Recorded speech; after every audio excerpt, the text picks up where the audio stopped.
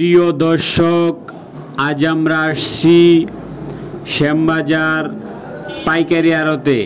এখানে বিক্রি হচ্ছে কাঁঠাল। আপনারা দেখতে পাচ্ছেন রাস্তার পাশে শ্যামবাজার প্রচুর পরিমাণে কাঁঠাল উঠেছে। রাস্তার পাশে রেখে ব্যাপারীরা বিক্রয় করছে।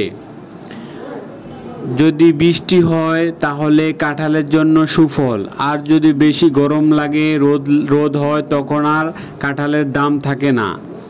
আজকে আবহাওয়াটা মোটামুটি ঠান্ডা, তাই জন্য আজ কাঁঠালের দাম বেশি। আপনারা দেখতে পাচ্ছেন আজকে কাঁঠাল বিক্রি হচ্ছে।